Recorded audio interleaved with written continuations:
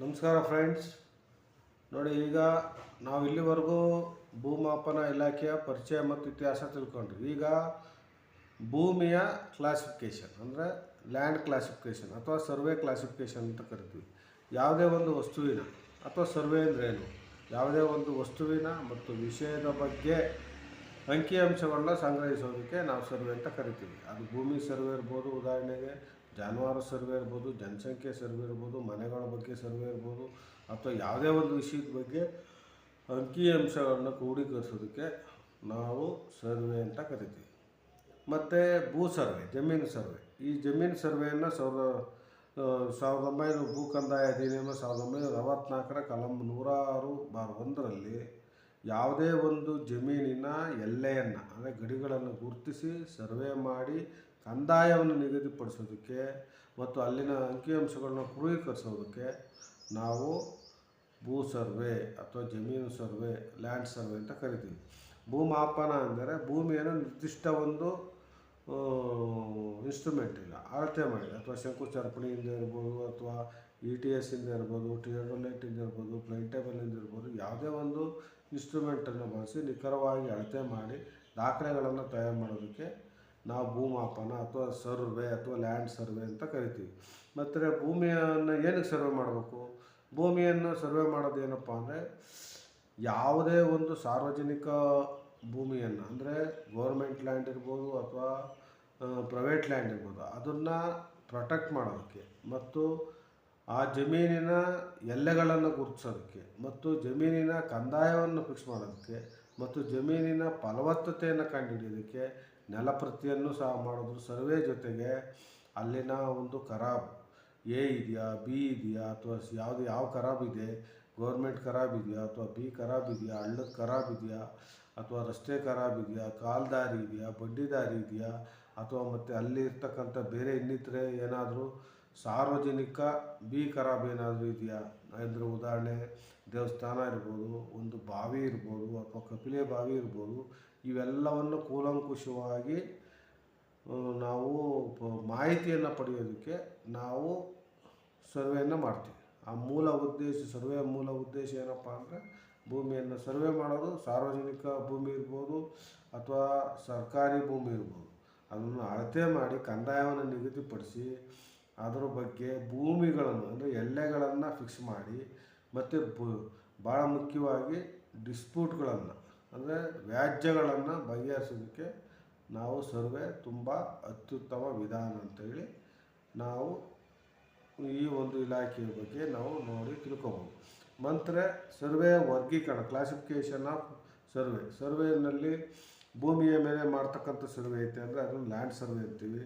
ನೀರಿನ ಮೇಲೆ ಮಾಡ್ತಕ್ಕಂಥ ಸರ್ವೆನ ಮೆರೈನ್ ನ್ಯಾವಿಗೇಷನ್ ಸರ್ವೆ ಅಂತೀವಿ. ಆಕಾಶದ ಮೇಲೆ ಮಾಡ್ತಕ್ಕಂಥದ್ದನ್ನ ಅಸ್ಟ್ರಾನಮಿಕಲ್ ಸರ್ವೆ ಅಂತ ಕರಿತೀವಿ. ಉದ್ದೇಶವನ್ನು ಆಧಾರವಾಗಿಟ್ಟುಕೊಂಡು ಮಾಡುವ ಸರ್ವೆ ಅಂದರೆ ಉದ್ದೇಶವನ್ನು ಆಧಾರವಾಗಿ ಇಟ್ಕೊಂಡು ಅಂದರೆ ಪ್ರಾಚೀನ ವಸ್ತುಗಳು, ದೇವಾಲಯಗಳ ಬಗ್ಗೆ ಮಾಡ್ತಕ್ಕಂಥದ್ದು ಆರ್ಕಿಯಾಲಜಿಕಲ್ ಸರ್ವೆ ಆಫ್ ಇಂಡಿಯಾ ಅಂತ ಇದೆ. ಅಂದರೆ ದೇವಸ್ಥಾನಗಳಿಗೆ, ಸ್ಮಾರಕಗಳ ಬಗ್ಗೆ, ಕೋಟೆ ಬಗ್ಗೆ ಮತ್ತು ಬೇರೆ ಬೇರೆ ಹಳೆ ಪಳೆಯುಳಿಕೆಗಳ ಬಗ್ಗೆ ಮತ್ತು ಹಿಂದೆ ಹಲವಾರು ದೊಡ್ಡ ದೊಡ್ಡ ಪಾರಂಪರಿಕ ಕಟ್ಟಡಗಳನ್ನು ರಾಜ ಮಹಾರಾಜರು ಕಟ್ಟಿಸಿದ್ರು. ಅವುಗಳನ್ನು ರಕ್ಷಣೆಗೆ ನಾವು ಆರ್ಕಿಯಾಲಜಿಕಲ್ ಸರ್ವೆ ಆಫ್ ಇಂಡಿಯಾ ಅಂತ ASI ಅಂತ ನಾವೇನು ಕರಿತೀವಿ, ASI ಮಾನ್ಯುಮೆಂಟ್ಸ್ ಅಂತ ಅಲ್ಲಿ ಇಲ್ಲಿ ನೀವು ನೋಡಿರ್ಬೋದು, ಕೋಟೆ ಹತ್ರ ಬೋರ್ಡನ್ನು ಹಾಕಿರ್ತಾರೆ. ಅದನ್ನು ASI ಮಾನ್ಯುಮೆಂಟ್ಸ್ ಅಂತ ಕರಿತೀವಿ. ಭೂಗೋಳಶಾಸ್ತ್ರಕ್ಕೆ ಸಂಬಂಧಪಟ್ಟಂತೆ ಅಂದರೆ ಜಿಯೋಗ್ರಫಿಕಲ್ ಸರ್ವೆ, ಅದಕ್ಕೆ ಸಂಬಂಧಪಟ್ಟಂತೆ ನಾವು ಜಿಯೋಗ್ರಫಿಕಲ್ ಸರ್ವೆನ ಮಾಡ್ತೀವಿ. ಮತ್ತು ಖನಿಜ ಶಾಸ್ತ್ರಕ್ಕೆ ಸಂಬಂಧಪಟ್ಟಂತೆ, ಖನಿಜ ಶಾಸ್ತ್ರ ಅಂದರೆ ನಾವು ಜಿಯಾಲಜಿಕಲ್ ಸರ್ವೆ ಆಫ್ ಇಂಡಿಯಾ ಅಥವಾ ಭೂಗರ್ಭಶಾಸ್ತ್ರ ಅಂತ ಕರಿತೀವಿ. ಅದ್ರ ಬಗ್ಗೆ ಅಂದರೆ ಖನಿಜ ಅಂದರೆ ಕಲ್ಲಿದ್ದಲಿರ್ಬೋದು, ಮ್ಯಾಂಗನೀಸ್ ಇರ್ಬೋದು, ಕಬ್ಬಿಣ ಇರ್ಬೋದು, ಅಥವಾ ವಜ್ರ ಇರ್ಬೋದು, ಅಥವಾ ಬೇರೆ ಬೇರೆ ಸಂಬಂಧಪಟ್ಟಂಥ ಗಣಿಗಾರಿಕೆಗೆ ಸಂಬಂಧಪಟ್ಟಂಥ ಇಲಾಖೆಯನ್ನು ಸರ್ವೆ ಮಾಡೋದಕ್ಕೆ ಜಿಯೋಲಾಜಿಕಲ್ ಸರ್ವೆ ಆಫ್ ಇಂಡಿಯಾ ಅಂತ ಕರಿತೀವಿ. ಮಾನ್ಯುಮೆಂಟ್ಸ್ ಸರ್ವೆ ಮಾಡೋದಕ್ಕೆ ನಾವು ಆರ್ಕಿಯಾಲಜಿಕಲ್ ಸರ್ವೆ ಆಫ್ ಇಂಡಿಯಾ ಅಂತ ಕರಿತೀವಿ. ಯುದ್ಧ ಕೌಶಲ್ಯತೆ ಬಗ್ಗೆ ನಾವು ಸರ್ವೆಯನ್ನು ಮಾಡಿದ್ರೆ ಅದನ್ನು ಮಿಲಿಟ್ರಿ ಸರ್ವೆ ಅಂತ ಕರಿತೀವಿ. ನಾವು ಭೂಮಿಯ ಬಗ್ಗೆ ಸರ್ವೆ ಮಾಡೋದನ್ನ ಲ್ಯಾಂಡ್ ಸರ್ವೆ ಅಂತ ನಾವು ಹೇಳಿ ವರ್ಗೀಕರಣ ಮಾಡ್ತೀವಿ. ವಿಧಾನವನ್ನು ಆಧಾರವಾಗಿಟ್ಕೊಂಡು ಮಾಡ್ತಕ್ಕಂಥ ಸರ್ವೆ ಅಂದರೆ ಟ್ರಯಾಂಗ್ಯುಲೇಷನ್ ಸರ್ವೆ ಮತ್ತು ಸುತ್ತು ಮೋಜಣಿ. ಅಂದರೆ ಒಂದು ಜಮೀನಿನ ಅಥವಾ ನಿಮ್ಮ ಹತ್ರ ಒಂದು 2 ಎಕರೆ ಜಮೀನಿದೆ, ಅದನ್ನು ಟ್ರಯಾಂಗ್ಯುಲೇಷನ್ ಮೆಥಡ್. ಅಂದರೆ ಟ್ರಯಾಂಗ್ಯುಲೇಷನ್ ಅಂತಂದರೆ ತ್ರಿಭುಜೀಕರಣ ಮಾಡ್ಕೊಂಡು, ಅಂದರೆ ಆ ಜಮೀನನ್ನು ತ್ರಿಭುಜಗಳಾಗಿ ವಿಂಗಡಿಸಿಕೊಂಡು ಮಾಡ್ತಕ್ಕಂಥ ಸರ್ವೆ. ಟ್ರಾವರ್ಸ್ ಸರ್ವೆ ಅಂದರೆ ಜಮೀನಿನ ಗಡಿಗಳ ಮೇಲೆ ನಾವು ಸರ್ವೆ ಮಾಡೋದಕ್ಕೆ ಟ್ರಾವರ್ಸ್ ಸರ್ವೆ ಅಂತ ಕರಿತೀವಿ. ಸಲಕರಣೆಗಳು ಮತ್ತು ಉಪಕರಣಗಳು ಏನೇನು ಬೇಕು, ಒಂದು ಸರ್ವೆಯನ್ನು ಮಾಡೋದಕ್ಕೆ ಯಾವ ಸಲಕರಣೆಗಳು ಬೇಕು ಅಂದರೆ ಶಂಕು ಬೇಕು, ಸರಪಳಿ ಬೇಕು, ಆಮೇಲೆ ಮತ್ತೆ ದುರ್ಬಿಣಿ ಮೋಜಣಿ ಇರ್ಬೋದು, ಅಥವಾ chain and cross survey, theodolite survey, plane table survey, compass survey, ಹಾಗೂ ಇತ್ತೀಚಿನ ದಿನಗಳಲ್ಲಿ ETS ಸರ್ವೆ ಭಾಳ ಪ್ರಮುಖವಾಗಿ ನಡೀತಾ ಇದೆ. ಮತ್ತು ಇದಲ್ಲದೆ ಹಿಂದೆ ಬರೀ ಜಮೀನಿನ ಒಂದು ಎಲ್ಲೆಗಳನ್ನು ಗುರುತಿಸಿ ಸರ್ವೆ ಮಾಡಲಿಲ್ಲ, ಸಿಟಿ ಸರ್ವೆಯನ್ನು ಮಾಡೋದು. ಆಗ ದೊಡ್ಡ ದೊಡ್ಡ ನಗರಗಳಲ್ಲಿ ಮುಂಬೈ ಇರ್ಬೋದು, ಮಡ್ರಾಸ್ ಇರ್ಬೋದು, ಅಥವಾ ಹೈದ್ರಾಬಾದ್ ಇರ್ಬೋದು, ಇಲ್ಲಿ ಈ ಪ್ರಾಂತ್ಯಗಳಲ್ಲಿ ಸಿಟಿಗಳು ಬೃಹತ್ ಗಾತ್ರದಲ್ಲಿ ಬೆಳೆದಿವೆ. ಅವನ್ನ ಅಲ್ಲಿಯೂ ಸಹ ಸಿಟಿ ಸರ್ವೆಯನ್ನು ಸಮೇತ ಮಾಡೋದು. ಆ ಸಿಟಿ ಸರ್ವೆಯನ್ನು ರೆಕಾರ್ಡನ್ನು ಸಹ ಬರೆದಿಟ್ಕೊಂಡ್ರು. ತದನಂತರ ಅವರು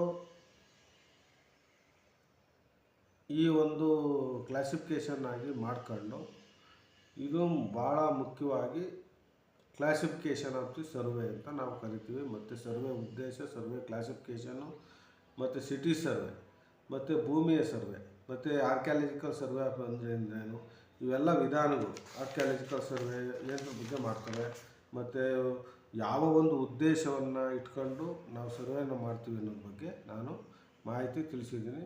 ಓಕೆ ಫ್ರೆಂಡ್ಸ್, ಥ್ಯಾಂಕ್ ಯು.